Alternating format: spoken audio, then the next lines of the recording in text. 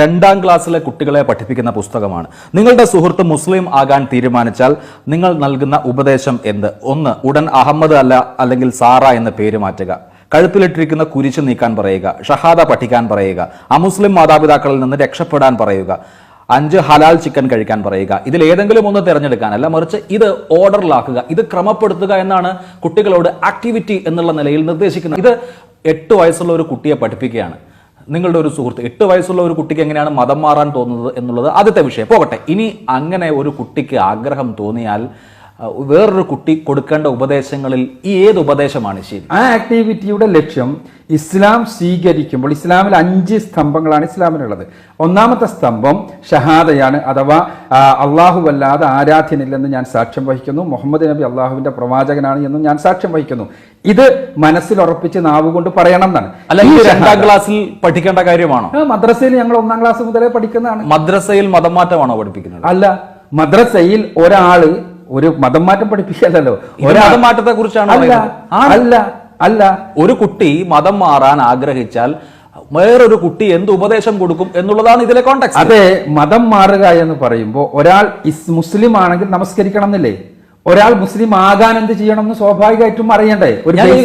അത് 1ാം ക്ലാസ്സിലെയും 2ാം ക്ലാസ്സിലെയും കുട്ടികൾ മുസ്ലിം, ഹിന്ദു, ക്രിസ്ത്യൻ എന്നൊക്കെ ചിന്തിക്കുകയും ഒരാൾ മുസ്ലിം ആകണോ വേണ്ടയോ എന്നൊക്കെ തീരുമാനിക്കേണ്ട പ്രായം ഞാൻ പറയാം.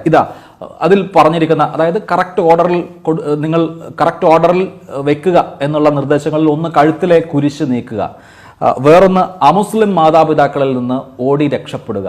ഇതൊക്കെ എന്ത് തരത്തിലുള്ള ഉപദേശം? അതാണ് പറഞ്ഞത്. അത് അവരുടെ, ഞാൻ പറഞ്ഞല്ലോ, ഇൻഅപ്രോപ്രിയേറ്റ് ആണ്, ശരിയല്ല. അതുകൊണ്ട് തന്നെ നമ്മൾ അത് പഠിപ്പിച്ചിട്ടില്ല. ഞാൻ പഠിച്ചിട്ടില്ല എന്നെങ്ങനെ പറയും? ഞാൻ പറയുന്നത് പഠിപ്പിച്ചിട്ടില്ല എന്നുള്ളത് ഞങ്ങളുടെ സ്കൂളിലെ റെക്കോർഡ്സ് ഒക്കെ എല്ലാവർക്കും പരിശോധിച്ചാൽ. അത് പിന്നെ എന്തിനാണ് അങ്ങനെ ഒരു പാഠപുസ്തകം? ഞങ്ങളല്ലല്ലോ, ഈ പാഠപുസ്തകം തെരഞ്ഞെടുത്ത പുസ്തകമാണ്, ഓൾറെഡി മാർക്കറ്റിലുള്ള ഒരു പുസ്തകം. ആ പുസ്തകം ഞങ്ങൾ സെലക്ട് ചെയ്തു. അങ്ങനെയാണെങ്കിൽ മാർക്കറ്റിൽ എന്തൊക്കെ പുസ്തകങ്ങൾ കാണും, അതൊക്കെ ഒരു സ്കൂളിലേക്ക് സെലക്ട് ചെയ്യാം. അങ്ങനെയല്ല, ഇസ്ലാമിക് സ്റ്റഡീസിൽ അതില് കുഴപ്പമില്ല എന്ന് തോന്നിയ ഒരു പുസ്തകം. ഇവിടെ മതവിദ്വേഷം ഉണ്ടാക്കുന്നു.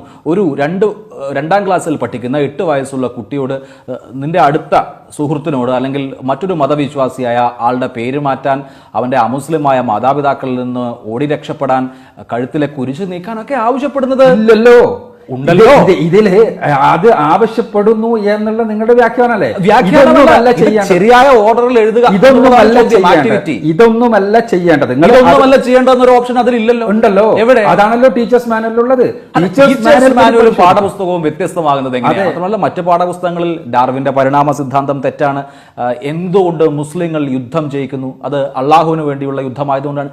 ഇമ്മട്ടിലുള്ള പ്രബോധനം ശരി, താങ്കൾക്കൊരു മതപ്രബോധകൻ എന്നുള്ള നിലയിൽ നടത്താം, പക്ഷേ കുഞ്ഞുങ്ങളെ പഠിപ്പിക്കണം.